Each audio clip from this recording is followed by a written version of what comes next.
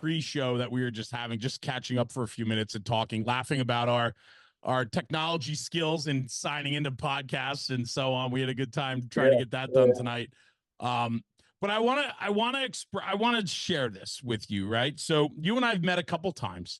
I think the two times that I know of, and maybe there was a third, I don't remember, but I know the two times we're both in Alabama at the Alabama Hot Weekend that we've done now 2 years in a row, that I've done 2 years in a row. And I met you last year, and I was looking forward to seeing you again this year. And I was so happy that you were there again. And you and I, from the get, had some great conversations. And I look at you, and I think of so many different things that I think are very much, or it very much emulates the very best of what the fire service needs and has to have. And we are losing Tim Nagims every day in the fire service, and we need to keep Tim Nagims in the fire service because it's the only way we're going to maintain the traditional values of the senior man and what it really means to be a fireman. And I mean that with so much endearment, and I look up to you. I watch you on the training grounds. I mean, Tim, over 30 years in the fire service, 24 going on your 24th year as a career fireman, Escambia County, down in the panhandle of Florida, Escambia County Fire and Rescue. And I watch you in Alabama, and you are, not only can you take the front stage and teach and train and work with people, but man, what I love watching about you is your work ethic. You work. And I mean, not only do you work, but you fill in the gaps without even being asked to fill in the gaps because you see what's coming 5 steps ahead of when it happens. Well, thank you, Jeremy. I appreciate that. That's a skill. Man, I tell you what, it is. You know, when what would you tell me that one time? Hey, I got a guy. I'm the guy. Yeah. I know you are. I know you are. And I talk about it on my podcast. I talk about it in the presentation I do. The guy is what we're missing more than ever in the fire service. Every firehouse used to have the guy that could do this, the guy that can get this done, the guy that has a contact for this, we could do this, the guy, the salesman, the polish, the guy that gets you what you need. Like, that's the guy because he's put in the work. He's got the connections. And we don't have a lot of the guys anymore. No, you're right. We don't.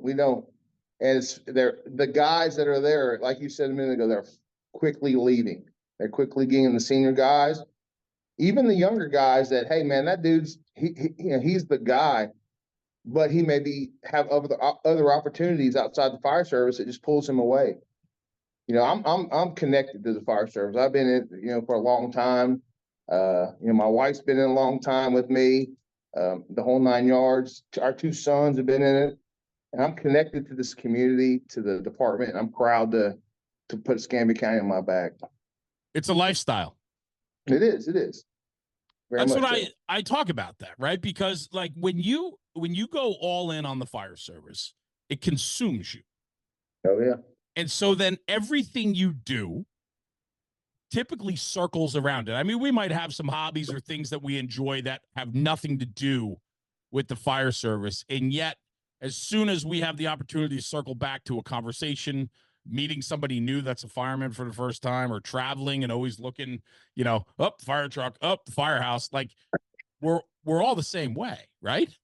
Absolutely. Yep. Me and my wife just went out of town. We went to Jacksonville for the weekend to a concert, and we're out there walking around, and the Magnificent Seven, Tower 7 was doing some training in downtown Jacksonville, and there I am snapping pictures and pointing at it, Wanted to talk to the guys, but I was with my wife, so we were doing things, and I was being pulled both ways. Yeah, I think what's really interesting though, 30 years in, and you're still like that first year guy. When there's an opportunity to be that way. Yeah, definitely, absolutely. I take pride in it, and it's all I know since I was younger. I'm not a legacy fireman. My father wasn't in it. He was in the Navy.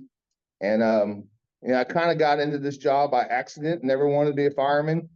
And literally I say an accident because a friend of mine, his brother was volunteering and got hired with San Antonio Fire Department. Right. And one night he said, "Hey man, you want to go ride with me as a volunteer?" I said, "Yeah, sure, whatever." We wound up going to an extrication and there's some fatalities in it, of some children and things. Wow. And I had no interest in the children part of it or the wreck part of it. I Sure. was more interested in the big red fire truck, the 32A spreaders that was there, the old school stuff. I was more interested in the tools and the big stuff. I've always been a guy that likes trains and trucks and Yeah. all that stuff. And Yeah. that what kind of caught me. And then the next Monday night, I show up at a training meeting. They vote me in, like they do. And 30 minutes later, I was going to a structure fire down in the south end at Warrenton, blazing structure fire. I had no idea what the hell I was doing. But get on the truck, kid. Let's go. And I was hooked. I was done. It was it. Black Cloud, you are. I'll ride with you anytime. Megan's here. Better get down to the firehouse, right? I mean, come on. Yeah. I mean, that's pretty wild. You just said something that I want to explore real quick that I have never explored before. And Yeah. I was going to ask you before you said you were in the trains and trucks and things like that. I was going to ask you if you were, because you mentioned like the 32-inch spreader and like things like that. And the big red fire truck is always a huge appeal. And most kids can relate back to the first time that they remember the fire truck screaming down the road. And it did something inside them, right? Like they felt that moment, right? And I know I had those moments growing up riding my bicycle after the fire trucks, right? When a fire whistle will blow.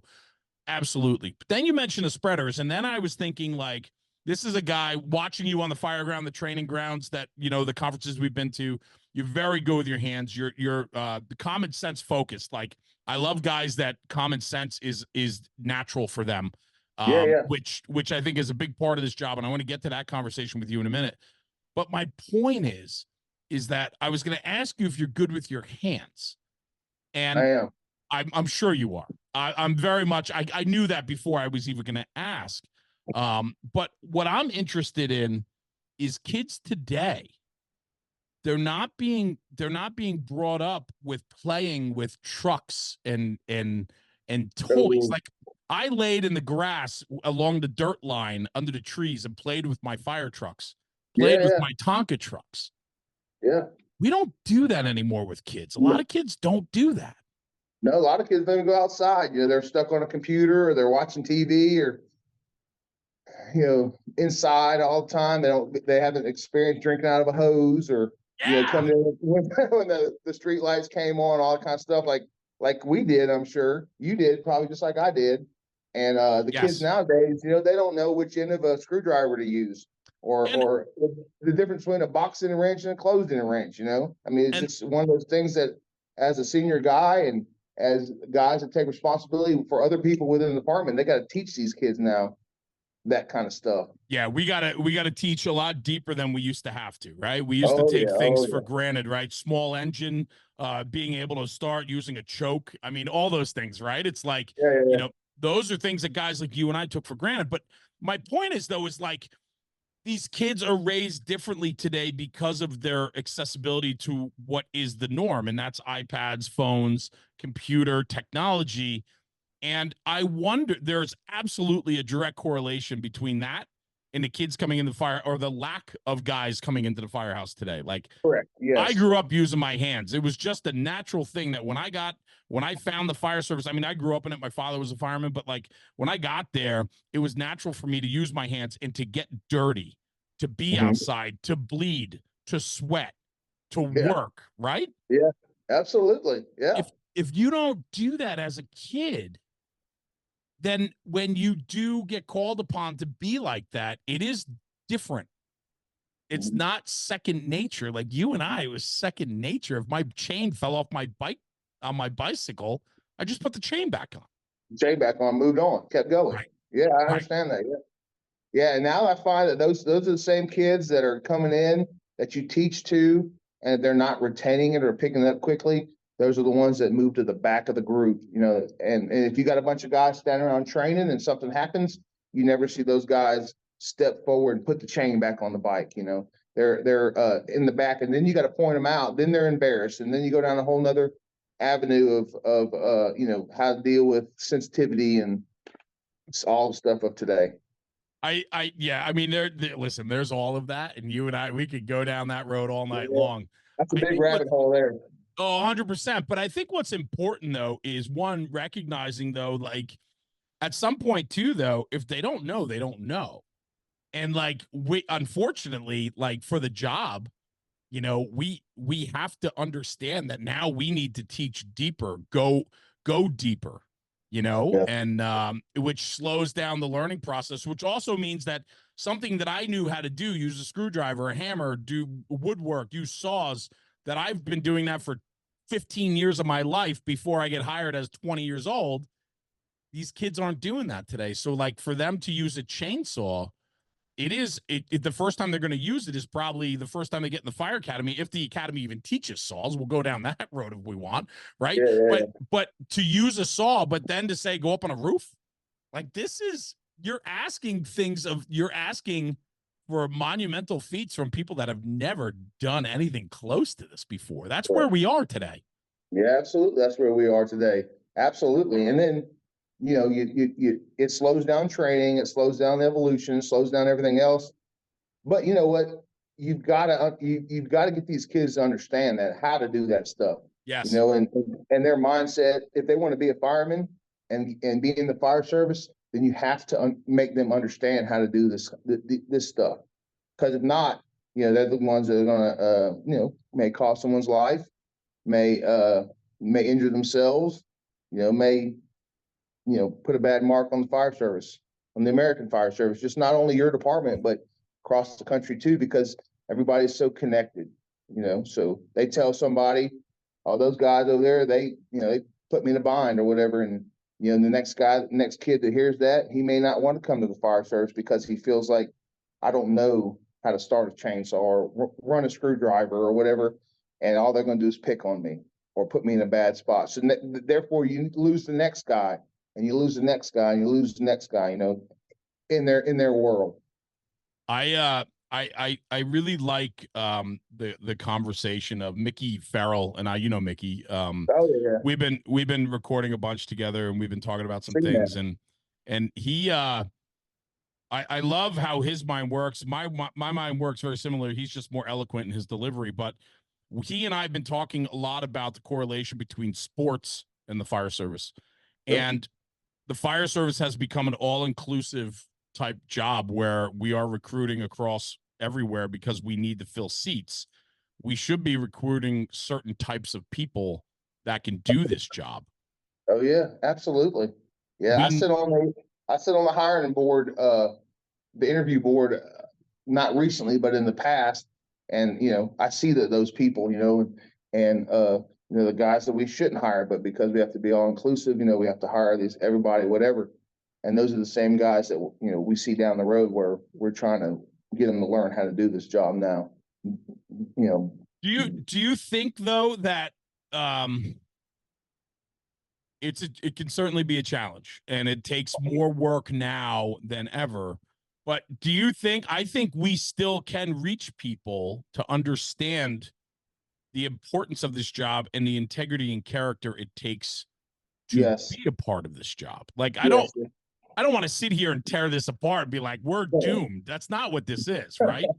But we have to be sure that we're putting in the work, and it's more work than it's ever taken to really educate people about what the fire service truly stands for and what's expected of them. Yeah, absolutely. It is. It's a lot of work, whether you're getting into the community colleges or the colleges, universities, whether you're getting into high school, whether you're making an impression on a kid by handing them a red hat at a scene, or you're doing med calls and you're in there and you say hi to the kid rather than, bypassing them or whatever, you get them involved and things like that where you can bring them in and they say, hey, maybe there's something to this, Yeah. Well, look at your first opportunity. You took a chance on a ride along with a friend, and the call just hit right, and it left an indelible impression on you. Absolutely, that has set you up for your life. Yeah, absolutely. But that was a different time, though. You look at a lot of those guys in my hire group, the guys that got hired in 2000, the guys that got hired in Escambia County consolidated in 2000. So we brought 23 stations or whatever it was into one. Okay. Into one group, you know, and the one under the umbrella. Before that, we had all these individual stations. You know, there was men that was in there that were grown men that was teaching you how to do your job when I got in '89. And you know, as time went on, and those people that I got into the fire service with then, if you was to put them with the people that get in the fire service now, it's like it's night and day. You know, but like you said, you got to find those people, and you know, through the programs that the fire service has, that we have, you know, the educational and all that kind of stuff, billboards and blah blah blah blah blah. You know, we can still attract those people. We just got to find those people. I want to I'd like to share a quick story with you if I can about this. I was down in Texas right around the time we were in Alabama together. It was like the week before or week after, I forget, at the Joey D conference in Houston.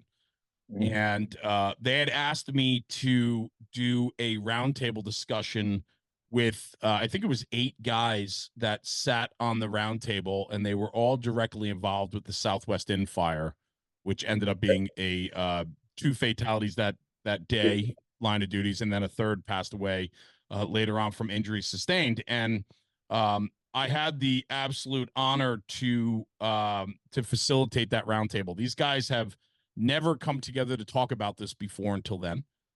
This is a fire that happened. I want to look it up real quick because I don't want to get the date wrong. This is 2013, May 31st, coming up this month. May 31st, 2013. So this is 11 years ago. Yeah. These guys had never really talked to one another about this fire. Most of the guys have retired and moved on. And so, and I think 1 or 2 of the guys are still active on the job. And these are guys that were in the rescue company that were directly responsible for finding and removing some of these guys. It was the chauffeur who ended up 3 people from his company did not ride. He drove the engine back to the firehouse by himself after that fire. Like these are guys that were directly involved, and it changed or shaped their careers because of this instrumental fire. But my point is this: I'm doing the roundtable. It's like a 2-hour conversation. I got 8 of these guys, men, sitting up there at that front table, and I'm looking at them, and they're all different colors, ethnicity, experience levels, senior man to the junior man that day, like all these different things. But the one thing they all had in common, Tim, they were all men. And this isn't a man versus woman conversation. This is not about that. It could have been a woman up there. And what I'm talking about is maturity, bravery, like unconditional, I'm doing this job. Like when I look at my upbringing in the fire service, I look at those guys that were firemen with my dad, and they were pillars. I wanted to be those guys. Those guys were men. They were, you know what I'm saying? And so I sat there and I thought about that roundtable while the guys were talking, and they're sharing their experiences, tears and laughter and all of it, all the emotion. I mean, this place was so emotionally charged, and there's a room of 200 people watching this roundtable. And I'm looking around a room going, are there men in this room that could replace these guys that are up on the stage talking? Yeah. Wow. And I don't take anything away from any of the guys sitting in that room. In fact, my whole point of that is that, you know, there could be and can be, and we're grooming them and shaping them. But like those guys were larger than life sitting at that table. Sure. Those are the guys that like we look up to in the fire service. That's Tim Nagim. I mean that with the most respect for you. And I started this podcast off tonight talking about like how impressed I was with your work ethic. And the one thing that really stood out to me about working with you was you always knew where to be before you needed to be there. And that is one of those things that I don't think is, I don't know if you can teach that, man. Like, no, you can. It's hard. It'd be hard. We can give you tools, but you still got to connect the dots, man. Like you got to put it all together. Yeah. And it's a hard, you just have to do it. We'll turn that light on. Yeah. You just have to, have to, go ahead. No. Go ahead. You. I said, you just have to do it. You have to put the time in, you have to put the work in, and you have to know know the job, know the guys that you're working with, know the field expertise that you're working in, all that kind of stuff, to put you in a position where you know the next step ahead. You know, you can't come into the fire service or any job, Navy, you know, whatever else, and expect to know it. But if you put a lot of time and effort and work into that position, over time, you'll know what the next step is. You can feel the next step, you know, and you have to take pride in that. And I take a lot of pride in knowing that next step. You know, what do we got to do? Who's going to step up and do it? Well, I mean, you know, I'm that guy, so I'm gonna get in there and do it. You know, and we got a bunch of guys on my job. They are all in, and we have a great department, and there's plenty of other guys just by our grooming and our upbringing that could easily step in and take my job, take my spot, as knowing what to do next. You know, and I put forth the effort as much as I can, because I don't want I don't want to be responsible if something happens. You know, somebody doesn't get the training they need, somebody fails out, Lord help us if someone dies, you know, that kind of thing. I don't want to be that guy. You know, I want to be ahead of the game. Yeah, there's all that, right? I also think it's just inherently who you are. And you know what I'm saying though? Like, you know, there's this unconditional like loyalty and protection for the job. Like, yeah. you're proud to be a fireman. I am very proud. Like I said earlier, I'm proud to be a fireman. I'm proud to wear Escambia on my back. I'm proud of the people that I work with. We got a good thing going. You can only get to that level though if you have that passion burning within you. Because like, if you don't, you're not going to always take the next step. You're not always going to step up. You're not always going to lead if nobody's leading. Like, you know, take initiative, right? Like, these are things that we require of our people. And the only way they're going to do that is if they're bought in. Absolutely. Absolutely. They're bought in. Yep. You got to be bought in this job. If you're not bought in, you know, maybe as a chief, one of our chiefs once said, maybe, you know, there's vacuum cleaners to be sold. Maybe you need to go do that. You know, I gotta ask you, where does this come from for you? Like, were you always this way? Did you have incredible, I mean, you talked about some of the guys that came before you when you first got on and how important they were for you, and the level of mentorship and professionalism that was there years ago. Was that a big part of it for you? Absolutely. The guys, and when I got in, I had a chief, his name was Roy Kierstead. He was in the volunteer service. You know, he was an assistant chief, and he put a lot of, you know, there's only like 4 or 5 of us that were young guys. We had, when I got in started volunteering in '89, it was all men, like older men. Yeah. You know, and they held your feet to the fire. You know, there's a couple of us whippersnappers that got in there, and you know, we fought back a little bit. Inevitably, we lost. You know, but we got a lot out of that. You know, and over the years, I've always had a strong work ethic. I've always had multiple jobs. It's just my makeup. You know, my dad was in the Navy, and you know, we traveled around a lot when I was younger, and you know, he did what he had to do, and I had to do what I had to do. So I always had a strong work ethic coming up, and even now, you know, sometimes it's overpowering, you know, to other people, but just how I am. I'm just wired that way. You know, we need more people wired like that. I would agree with you 100%. You know, I'd like to think that that I'm similar, but you know, I watch you and I'm like, man, I'm like, this guy, like, and I mean that with so much sincerity. And people that are listening to this, they don't know what I'm talking about because they haven't seen it firsthand. You are dirty, sweaty, you don't stop. And I mean, and you're not a 25-year-old kid, Tim. And I'm not, I don't mean that in with any disrespect. That's what we need. Oh yeah, yeah. I was recently with Todd Edwards and Brad Bennett. He's a training chief out of Spartanburg. We just taught a class a couple months ago up in Boise, March Mayhem, and we're up there and we're doing live burn stuff, and we're going through the first day of stations. You know, going through stations, and the second day we're going to do fires. And man, I was in that building and I have a little class I put together. It's called Forcing in the Dark.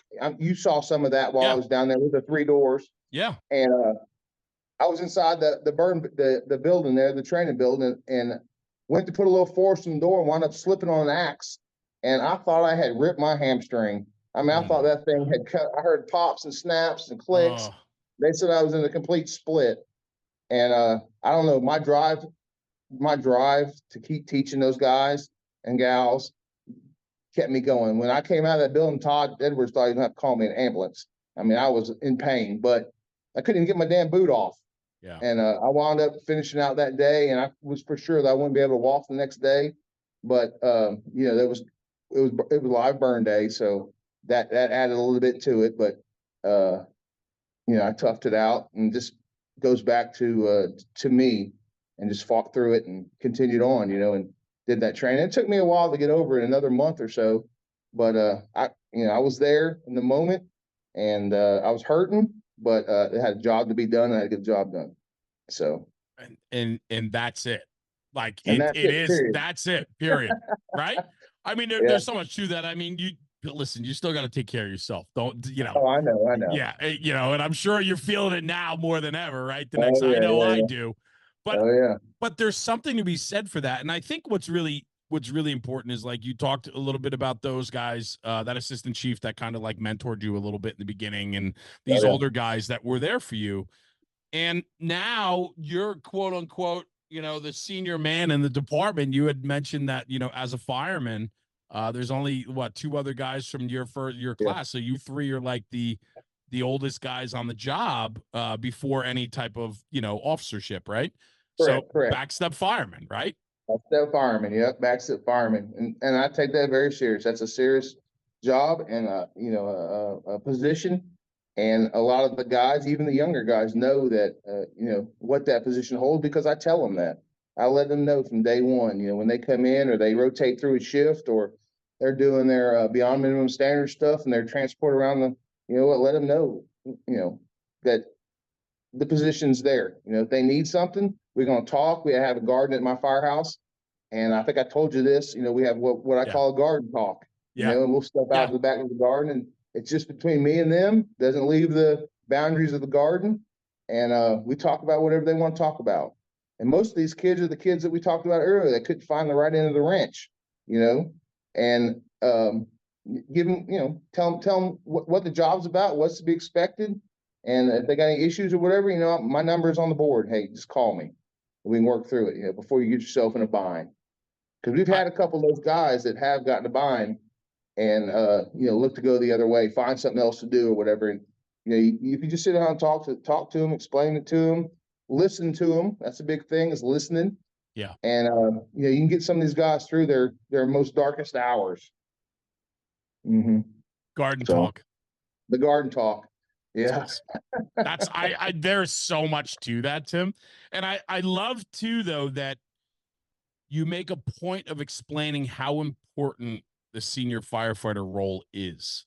The guys need to understand that, and people that don't come from a history of the fire service, they don't understand the value in that position.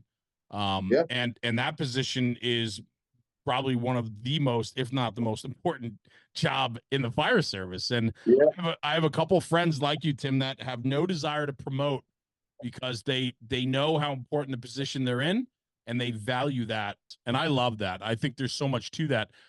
Something you said in that, though, which I love, right, is creating an environment where there's trust built in, right? Oh yeah. And that is a place where they know they're comfortable enough to be a little bit vulnerable and ask for help, or ask a question, or air some grievances, or whatever it is, right? That's the importance of that. Safe space. I bring them in a safe space. Was that there before you got there? No, it was not there before I got there. I've been there at this station for 9 years. And I guess maybe 4 or 5 years ago, we put in a garden, and following some of the other stations around the country that have gardens and supply other firehouses with vegetables and everything. And, it's a quiet spot. It's out there. It's on the side of the firehouse and everything. And, it's a spot where nobody's around. And I can say, hey, man, come here for a minute. Let's have a talk, or let's see how this goes, whatever. I think Chief Clyde Gordon from Houston, was telling me one time that the first day when a new guy comes on, he meets him at the pad in the parking lot, and they have their safe talk, their conversation out there before he even gets to the fire station. So, him and I were talking. He's a good friend of mine out of Houston, and we talked about that stuff.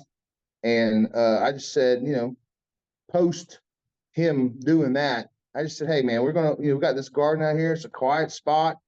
It's on the side of the firehouse. It's away from everything. And we'll just start having these garden talks when guys need it. My phone's always on, but it's something when you can talk to a person face to face. You can see their emotion. That's it. Especially too when it's a tough conversation. And for like you said a minute ago, it's got to be confidential. To a point. If something's crazy don't happen, then we may need to go somewhere else. But it's just between me and you. We're gonna sit here and hash it out. Yeah. I think that's incredibly powerful, because coming from one of the most senior guys on the job, and setting an environment like that allows for the guys below you, or guys and girls below you, to understand that there is a even playing field, if you will, at the garden where conversation can be had. And I also think too, that is a really powerful way for you to help guide and teach and mentor, because you can have real conversations there. Absolutely. Yeah. We need more of that. We need more garden talks in the fire service today. I promise you that. Absolutely. Yeah. So for you, we need more of that. We need more of that instead of, we all bust balls in the firehouse and all that stuff. Need to really get away from tearing people down, Yeah. And I'm not a sensitive guy like everybody, you probably could hear, but, I like to bust balls with the next guy, but we definitely need to have a space where these younger guys, and even the older guys, some of the older guys have even talked out there. And we have a program in the department, if something goes on or whatever, that through the Second Alarm Project in the state of Florida, different things like that they can go to. But on a company level, personal level, whatever, you need to have more stuff like that where people can talk. Especially these young guys, they're coming in the fire service, they don't know their ass from a hole in the ground. Yeah. And they don't know who to talk to, or everybody's yelling at them, do this, do that, do whatever, blah blah blah. So having a space like that is always beneficial to somebody. That environment where, creating an environment where, years ago, I talk about this in my program a lot. Years ago, you were told, come in, shut your mouth, and we'll teach you, we'll show you. Just shut your mouth and listen, right? Listen, don't talk, listen. The problem is today, we don't have as many guys teaching these guys. And so they're thirsting for knowledge. They need to know why. You want to know why young kids ask why? It's because they're not being told. When I came through the fire service, when Tim Nagim came through the fire service, those guys actually took time to teach us the why. They spent time with us. Exactly. Now, these guys are hungry for it. Like, I think I listen, a lot of the fire service talk goes negative. It trends negative. And it's only because we're so hyper-focused on making it so good that we just want to target that part of it. But I still think the job is so good. And I think that a lot of these kids that are coming in are very good. It's just a different type of good. It's a different background. It's a different setting. It's a different way of setting up. And if you're willing to work hard to find common ground and bridge that gap, we got success, man. Exactly. Sometimes it takes somebody to bring something out of somebody. Yeah. If you just, you find that common gold or whatever, you bring them out of it. Hey man, they're golden after that. They're good to go. But sometimes you just got to find that, and especially these new kids, they're a different breed. But, Hey, you said you got a 19-year-old at home. I do have a 19-year-old. He's in his room right now on the computer, I'm sure. Right? Yeah. Same with my kids, right? Yeah. Yeah, my kids are great too. Different. I've got one that's here at the house, and he's got a job. He's going to school and the whole 9 yards, and he's doing great. He's a computer kid. My Yeah. other kid, my oldest one, he's 22. We had to basically force him to carry a cell phone just to Really? keep up with him. He's Wow. not an inside kid. He's a plumber by Yeah. trade. Yeah. And my youngest, he probably never thought about getting in the fire service. My older, he's 22 now, 24 now, yeah, something like that.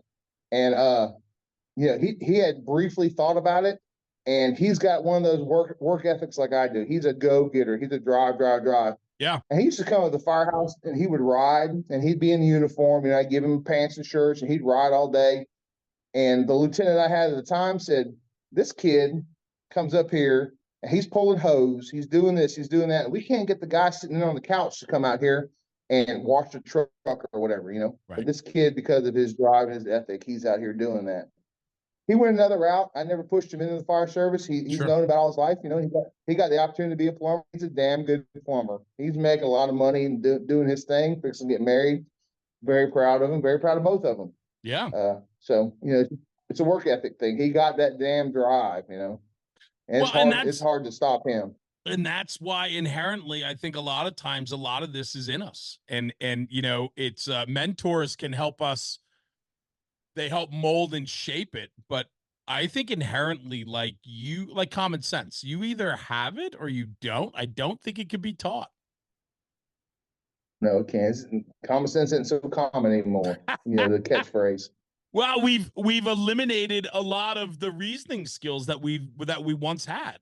We cheat the system now. We get immediate answers. We don't have to think about things. If I need to figure out how to change the headlight on my truck or install something new in my house, I used to tinker with it until you either broke it or fixed it. Now I just go to Yeah. YouTube. Now I just go to YouTube and it's Yeah. done. And Yeah. when you go to YouTube, you forget the process. Yeah, exactly. You're Right? following someone else's process. Yeah. Yeah. Yeah. I want to talk about that with your years in, almost 24 years. This year will be 24 years for you in the fire service as a backstep firefighter, a senior man in the department. We can't speed up the process.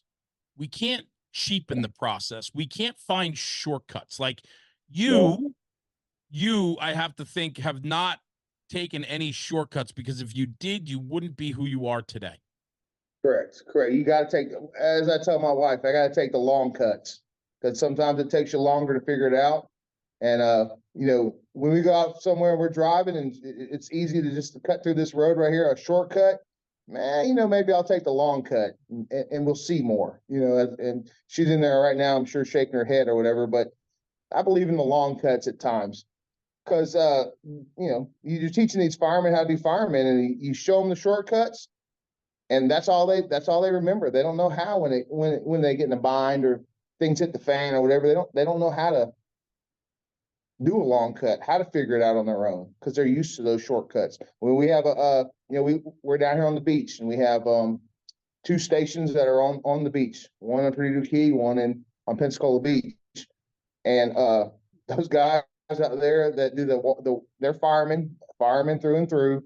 But part of our job is we got to do water rescue stuff. We got to have the damn jet skis and got to go out and save people. Sure. We had drowning yesterday, and instead of going, some of those guys believe instead of going in the sound or the bay on a calm day, they'll put you on an 8-foot seas, and teach you that way. I believe that's a long cut. That's not, that's a shortcut. That's not a long cut, because you got to learn all those processes on how to get on the ski, how to get off the ski, how to make before you can just get thrown to the wolves in an 8-foot sea and think you know how to do it, and you wind up getting yourself in a jam.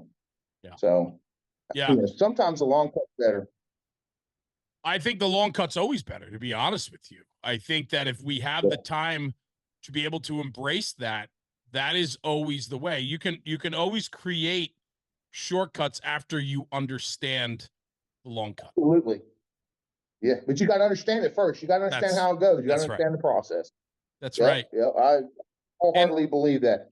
And in the firehouse, the days, they fly by, man. They fly by so fast.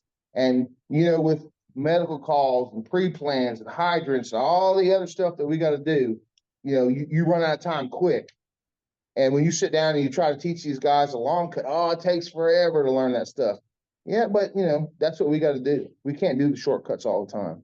Yeah, and we're talking about the operational stuff, but I'm even talking about in your career, like Oh the yeah. not taking the shortcuts to get ahead quicker, putting in your time. Like I'm a firm believer, and I talk about it a lot. I'm a firm believer in the process, and I'm a firm believer that it takes time to hone your craft. You can't speed up the craft of firefighting. Yeah, absolutely. I believe Everybody's that 100%. everybody's timetable is a little bit different because listen, if you're in a busier department where you're going to more fires, more types of runs, you're going to have more exposure, you're going to learn your craft quicker than say a guy in a slower department. So there's no like set like 5-year, 10-year benchmark. It's whatever suits you. But whatever your environment is, you have to embrace it and be realistic about what the long term is for your environment. And we can't quicken the process. It doesn't work. You have to have the experience. Yes, absolutely. Absolutely. Absolutely. You do have to have the experience. You have to put the time in. Yeah. Time and effort. You have to put it in to learn the craft. An Olympic swimmer that swims a bazillion laps, he doesn't jump into the pool the first day and learn that process. He's got to swim all those laps. He's got to swim Yeah. all those laps to learn how to do the flip and the kick and the butterfly and all the other stuff that swimmers do. And they got to put in the time. A football player has to learn how to catch the ball. There ain't no shortcuts in catching the ball. You either don't catch it or you're not. So they got to put in the process. Being a fireman, same way. Yeah. Yeah. You know what it is though? More dangerous. Go ahead. No, go ahead. I was going to say that the difference is like the different levels of it. Like anybody can play football or soccer or lacrosse or baseball or swim or gymnastics, but it's the next level. Like, the more, it's like, I could love to play a sport, but it doesn't mean I'm going to be a pro. The problem is in fire services, we all need to be pros. We all need to be pros. Then be pros. Yeah, from day to day.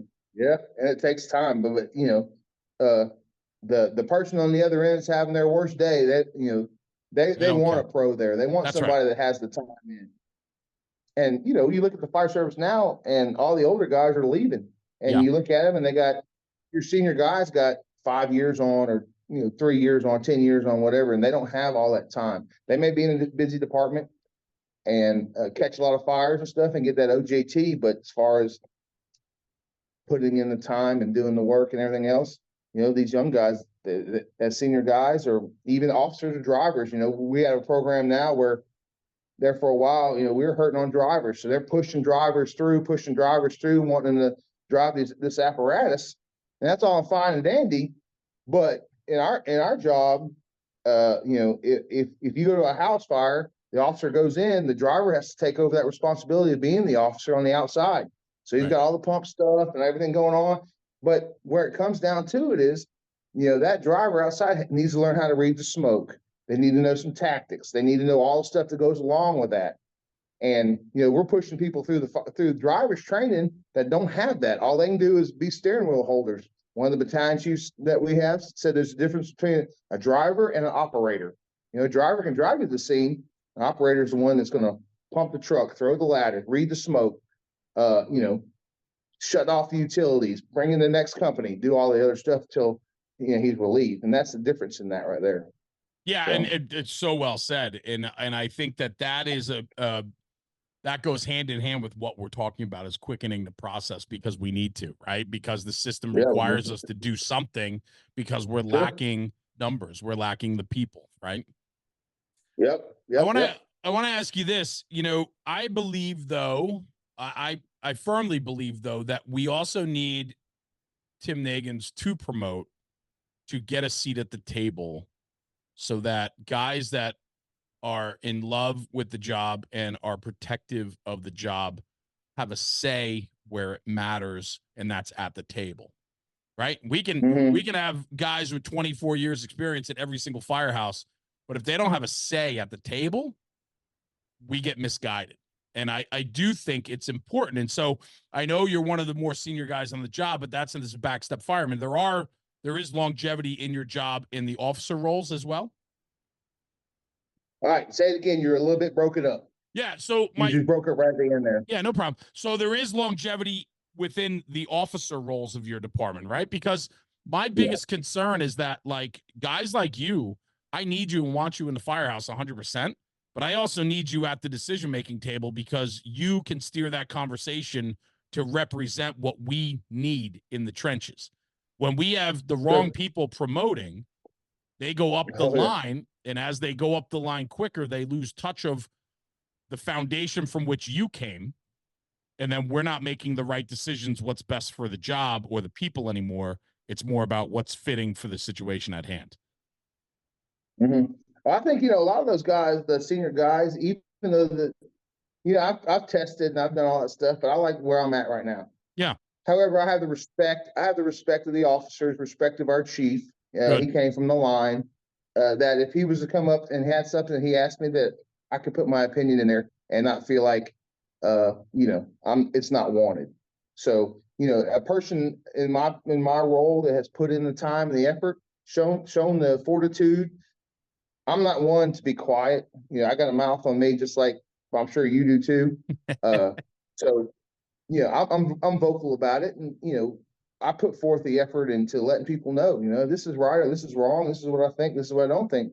If it steers the ship one way, steers the ship the other way, then that's fine and dandy. But at least they're going to know my input on it. I think it's important. I respect the process now. The officers get in there, battalion chiefs, the chief, battalion chief, all that kind of stuff. They get in there and they say, hey, this is the deal right here, and this is how it's going to be. Hey, this is how it's going to be. But if they would ask me, or I was able to put my 2 cents in because I have that time and respect in, then I'm going to give it. Yeah. And they'll ask. Yeah. And I think what's really important about that whole equation is that either they're seeking it, asking it, or at least respecting where it comes from, and it has merit.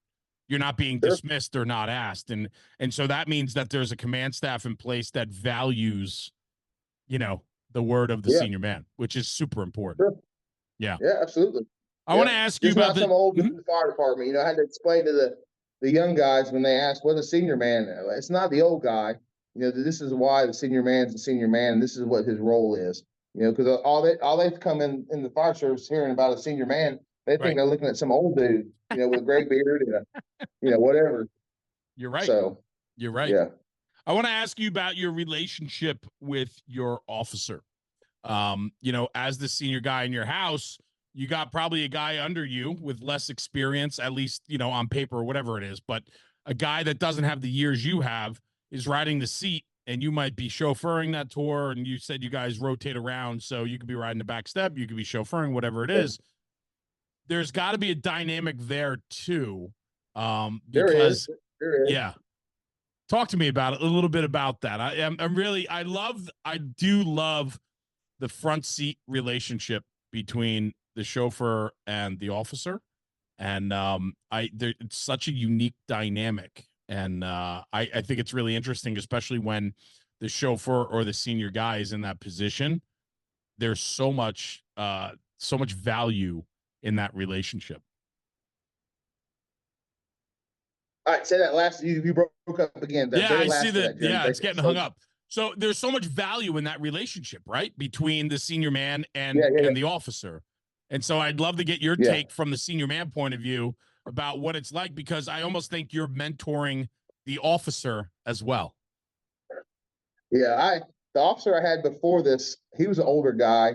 Yeah, he may be a little bit older than I was, and he was a paramedic, and he valued what him and I had. We would talk off to the side. I respected him as a saying that if this is it, this is it. Hey man, we'll talk about this later, whatever, but the job's gotta get done. He moved on to another station, and as I said earlier, Lieutenant Fedicelli came in. Well, we had another guy in the middle, Lieutenant Rohr, but now I have Lieutenant Fedicelli, and he's a good guy, man. He's a fireman at heart, so he knows the fire side of it, and he's young in his lieutenant career, so he leans on me a lot, and I give him what I think that he needs. 3 sides of the building. I pull up and I give him like, hey, we got this, this, and this, and this. And me and him talk when we're in the cab. We talk while we're on the truck, on the side. We talk at the station about the roles and responsibilities, duties and calls. Mutual. If he says, just like the other one, if he said, hey man, this is how we're going to do it. Hey, this is how we're going to do it. We'll discuss it later. So he's very open to my views and my opinion, and I'm very open to his, and we get along really good. And we talk about a lot of stuff. You know, people don't know that the other guys on station may never see us talk, but he's been there, I guess over a year now, maybe a little bit less, something like that. He's from Chicago, so he's got one of those crazy ass views, you know, of the Northern Lights and all that kind of stuff. But he's a good guy, man. He's a good guy. So him and I get along pretty good, and we have a really good relationship. We talk a lot. He takes what I give him because I've been there for 9 years. You know, he was in a station south of me that we did run some calls with him. He had a very experienced lieutenant when he was a fireman down there, so he knows the ranks and he knows how it works. But you know, I've been there a long time, and he hasn't been there so long. So we do talk a lot. I do give him my opinion and what I think, and he leans on me a lot. He's a great guy. So I mean, it works for us, you know. But it's a dynamic relationship where there's this like mutual trust between the two. And it's like, you know, and like he respects you for being in the position you've been in for 9 years in that station. And he comes in, and I love, like, you know, I've heard some guys talk about it like the office. It's not the officer's house, it's the senior man's, it's the company's house. The officer's a guest in a way, right? Even if, you know, and so I love that kind of mindset. And then when they get in the rig, it's like, no, this guy here, 24-year, you know, Tim knows what he's doing. Get me there. Let's go to work. Like, and it's just a very unique dynamic, which I think we need to be focused on. I think we have leaders today that don't understand the importance of that dynamic. I think we have leaders today that don't value other people's insights, thoughts, and opinions, whether they've been there for 5 years or 25 years. And we need iron more. rule. What I say goes. Mm-hmm. Yeah. Iron rule. Yeah, I agree 100% with what you're saying, that there is dynamics out there that are like that. You know, it's the iron rule. Hey, what I say goes, good, bad, or indifferent, and I don't want to hear nothing else about it. Yeah. Our department, we have a lot of good officers and a lot of good guys, and that opinion and efforts put both ways. Lieutenant Fed Shelley, definitely, you know, me and him talk, so we have a good relationship. We had one before he was a lieutenant, when he was just a fireman. So I think things are good when it comes to that. Yeah. He trusts what I say, and I'm gonna help him along, be the best officer he can, just like he's gonna help me along, be the best fireman I can. See, that's hopefully we all go home at the end of the shift. That is such an important part, right? I think when you have that layer of respect built in, all you want is success for your people, right? You want your officer to be successful. You want him to be a shining star in the department, and you're going to do everything in your power to make him shine, because in return, he's going to make the company look good. He's going to let you do your job, right? He's going to let you be a fireman. And those are all the important aspects of that. Like, we want the best for our people. You said it earlier. We have a lot of environments today that are negative, where we're tearing each other down. In fact, we need to be completely out. We need to be picking each other up. And I think when you have confidence and conviction in who you are as a fireman, and you know, you remove your ego for a few minutes, that is where you can really make a difference in picking people up and promoting your people to be better. Absolutely. I want everybody to succeed. Especially, I work for I'm employed in the best job in the world, and I work for the best fire department in the world. And I want our guys to be successful from the top to the bottom. You know, I look around and you know, we got a good damn department. And you know, I look across the country. I travel around a lot, and I do training here and there.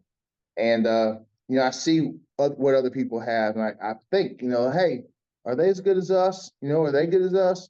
They're not as good as Escambia County. Nobody is. We got good guys and gals. So the way it should be. The way it should be, yeah. The way it should be. Like I said earlier, somebody asked me where I'm from, and I'm proud to say it. You know, Escambia County. I probably never got up in the morning without circumstances or whatever and said, "Man, I don't want to go to work today." Right. I've always been that guy that wants to go to work. 45 minutes, an hour early. Usually, I don't live far from the firehouse. I'm there to relieve, do, train, whatever. And my lieutenant leans on me a lot for training. As I go around and I see a lot, exposed to a lot. That's one thing that I do feel like people don't get out of their bubble Yes. to go out and experience other training. We have here in Escambia County, we have 5 times a year, Chief Ike teaches and brings the highest caliber instructors in to 5 different conferences a year. And these are the people that built the fire department over the last 30 years or whatever. And it's hard to get people to go out there and listen to what they have to say. And I would like to see everybody go out there and listen. But if you had a chance to get outside of your bubble and just go listen to someone wherever, like I told you earlier, I was in Boise. Yeah. 2 months ago, last month, we were in Lakeport, California, teaching out there, doing some classes. And, people don't take advantage of that stuff enough to get outside their bubble to train. So I bring a lot of that stuff back to my station. We've got door props and window props, and I brought all the stuff to the firehouse just so we can go through above and beyond our monthly training that's put out, try to help our guys out. It's there. If anybody wants to come up and use it, it's there to use, But yeah. I believe that a lot of guys just don't get outside their bubble and don't expose themselves to other ways. And something that is kind of passionate to me and other guys within our department, the city of Pensacola, around Chief Stone, Shannon Stone, DJ Stone are right down the coast from us, and they do a lot of training and have the ability to get out and teach. If somebody was just to go a mile or 2 down the road and listen to them, it may be different than what we're teaching. So they may pick a little bit of that up, bring it back, and put it within our organization. Yeah, the training for you is a big part of your life and commitment to the fire service. Getting out, teaching at different conferences, surrounding yourself with people that are pushing this job further, super important to you, right? Oh, absolutely. Absolutely. Yeah. Super important. Like I said a minute ago, if you don't get outside your bubble and expose yourself right to the good, the bad, and the ugly, and there is some ugly out there. I'm not gonna lie, I'll be the first to tell you there is some ugly out there.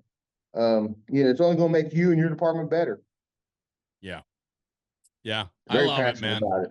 Well, rightfully so. I mean, I look at, I'm very protective of the fire service because I know what it's done for me.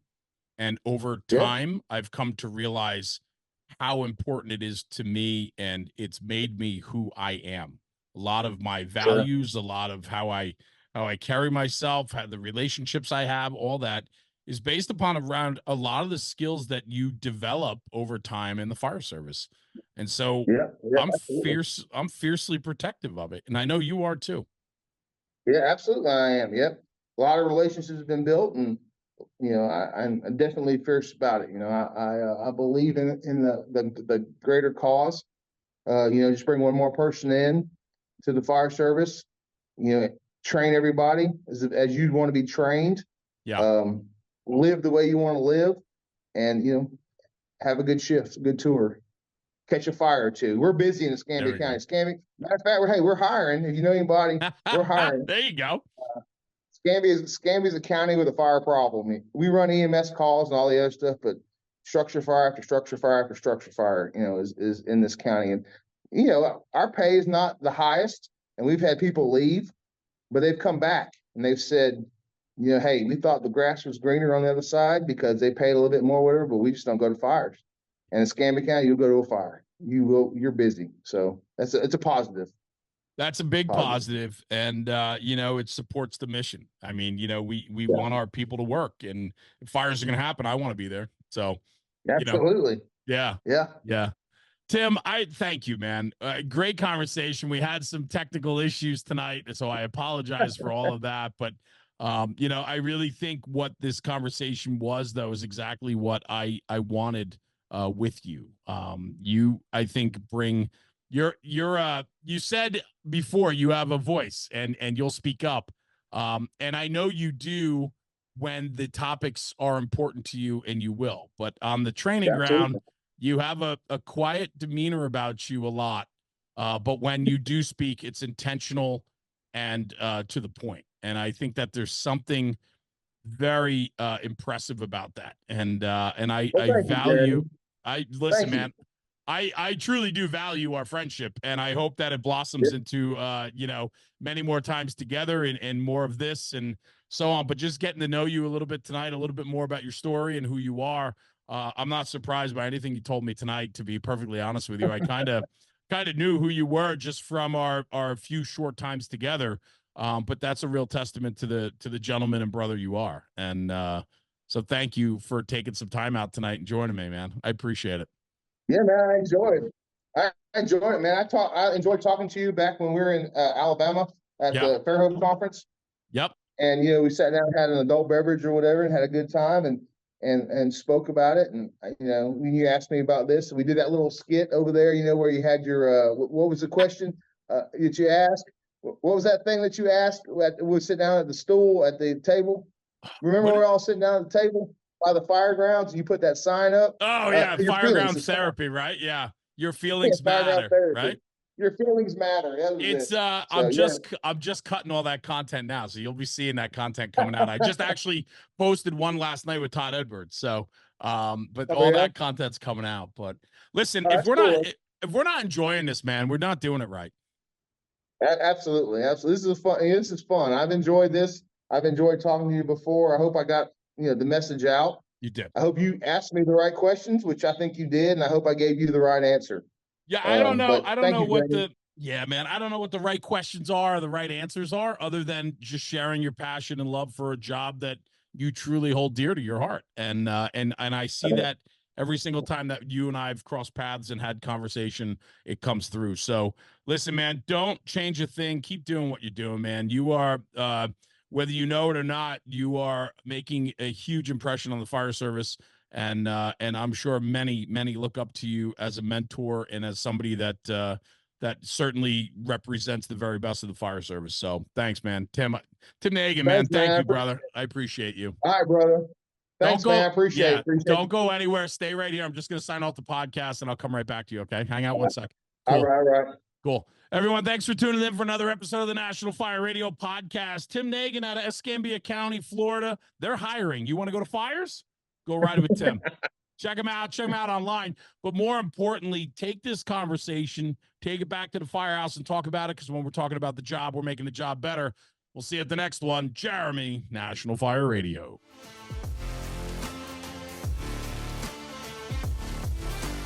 National Fire Radio.